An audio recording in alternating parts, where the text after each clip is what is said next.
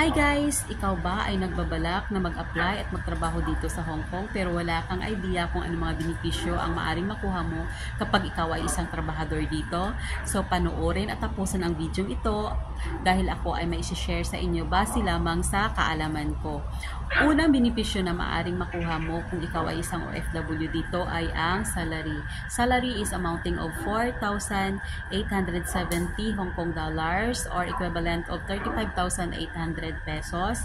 Pangalawa namang benepisyo na maaring makuha mo ay ang food allowance. Yung food allowance ay amounting of 1,236 pero nakadepende yan guys kasi mostly naman dito sa mga amo ay share ng food nila pero may mga amo din naman na nagbibigay ng cash dahil ayaw nilang mag-share ng kanilang food pero depende yan at kadalasan ng issue dito guys ayan yung food allowance pero para sa akin naman big issue yan.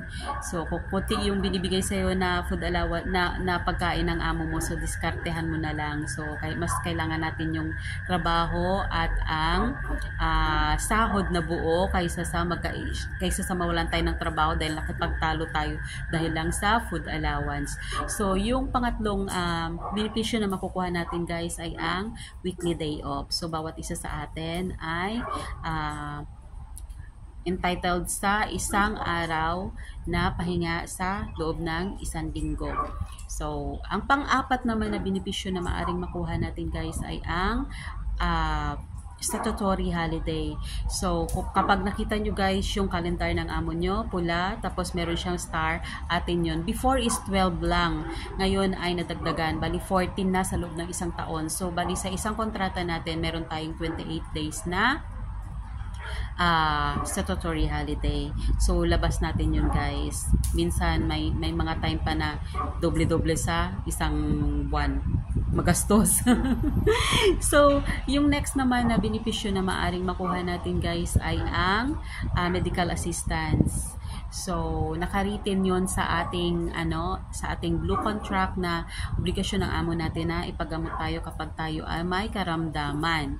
So, kung ikaw ay maaring maintenance or maaring check-up or basta shoulder yun ng amo kapag tayo ay may karamdaman. So, sila ang magpapagamot sa atin. Ang next naman guys na benepisyo na makukuha natin bilang isang domestic helper dito ay ang free air ticket. So, don't worry guys kapag na-finish contract tayo or kung ikaw ay terminated or break contract. So, obligasyon ng amo na bayaran ang iyong ticket pauwi sa iyong place of origin.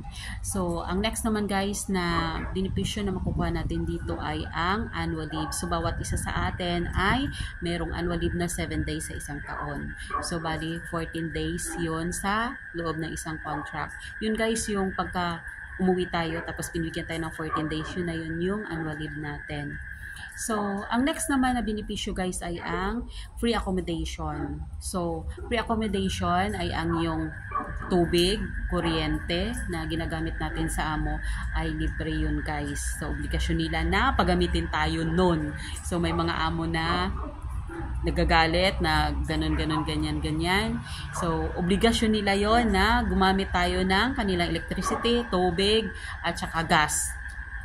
So, ang pinakahuling benepisyo na makukuha natin bilang isang OFW guys dito sa Hong Kong ay ang severance fee at ang long service. Pero guys, depende yan kung makumply mo ang number of years na nakasulat doon sa ating kontrata. So, entitled ka nun. Tapos, depende din naman sa agreement nyo ng inyong amo.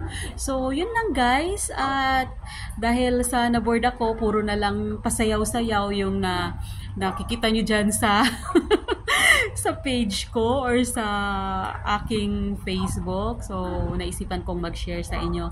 Sana nakatulong na kahit medyo bulol-bulol ako, sana may nakuha kayo kahit pa paano. So, maraming salamat guys and God bless. Bye-bye. So, sa mga nagbabalak dyan, see you dito sa Hong Kong. Bye-bye.